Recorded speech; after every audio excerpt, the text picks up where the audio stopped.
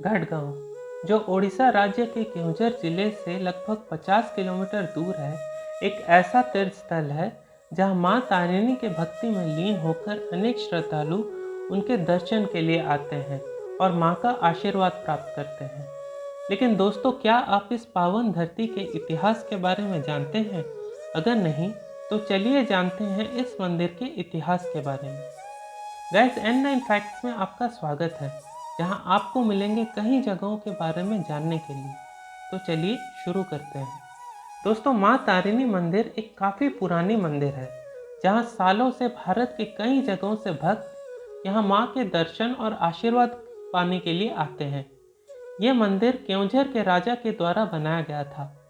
लेकिन दोस्तों, क्या आप जानते हैं, आज जिस जगह घटगांव का ये प्रसिद्ध मंदिर स्थित है, वो जगह पहले एक पूरा घना जंगल हुआ करता था, जहां चारों ओर साल के घने पेड़ थे। दोस्तों, कई साल पहले केओंझर के राजा थे त्रिलोचन भंजर और उनके पुत्र का नाम था गोविंद भंजर। गोविंद भंजर मां तारिणी के बहुत बड़े भक्त थे। गोविंद भंजर सन 1480 में केओंझर के राजा बने, लेकिन वो राज्य के कार्यों में व्यस्त रहने के कारण मां तारिणी को पुरी से केओंझर नहीं ला पाते थे और इसी कारण वे बहुत दुखी भी थे।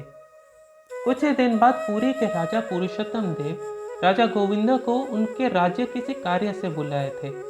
वहां राजा गोविंद ने राजा पुरुषोत्तम से आग्रह किया कि वे मां तारिणी को पुरी से केओंझर लेने की अनुमति दे दें, लेकिन राजा पुरुषोत्तम ने उन्हें अनुमति देने से इनकार कर दिया।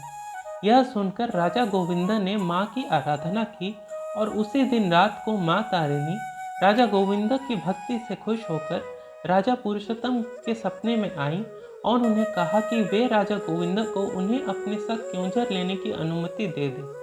और अगले ही दिन राजा पुरुषोत्तम ने राजा गोविंद को मां को अपने साथ केओंझर लेने की अनुमति दे दी। राजा गोविंद मां को आराधना कर धन्यवाद दिया और उन्हें अपने साथ केओंझर आने का न्योता भी दिया।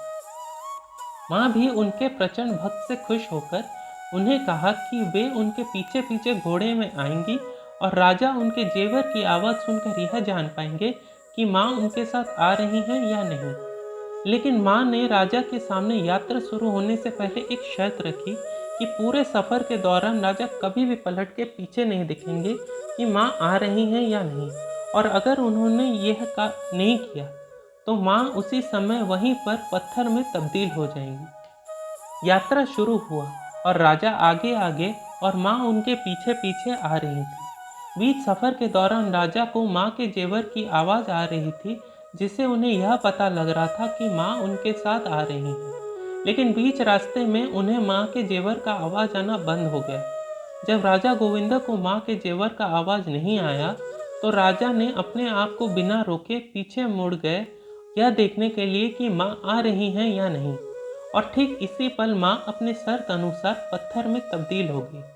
यह देख के राजा को अपने निर्णय पर दुख होने लगा।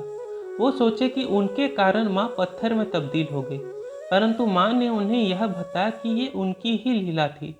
मां ने राजा को यह कहा कि राजा उस जगह पर एक मंदिर का निर्माण करें जहां ढेरों भक्त उनकी भक्ति में लीन होकर उनके दर्शन कर सके। और राजा ने भी ऐसा ही किया और एक भव्य मंदिर का निर्माण किया जहां लाखों श्रद्धालु आके मां के दर्शन कर सके। और उस दिन से लेके आज तक मां तारिणी वहीं साल के पेड़ों वाले जंगल में पूजती आ रही हैं। लाखों लोग यहां आकर मां का दर्शन करते हैं और आशीर्वाद प्राप्त करते हैं। तो दोस्तों, ये थी मां तारिणी के मंदिर का एक सुंदर सा इतिहास। अगर आपको ये वीडियो अच्छा लगा तो इस वीडियो को लाइक और शेयर ज़रूर कीजिएगा। ऐसे और वीडियोस देखने के लिए चैनल को सब्सक्राइब कीजिएगा और बेल आइकन को प्रेस कीजिएगा, ताकि आपको वीडियोस के रिलेटेड लेटेस्ट नोटिफिकेशन मिल सके। तो मिलते हैं हमारे अगले वीडियो में। तब तक के लिए अपना ख्याल रखें और सुरक्षित रहें और देखते रहिए N9 फैक्ट्स।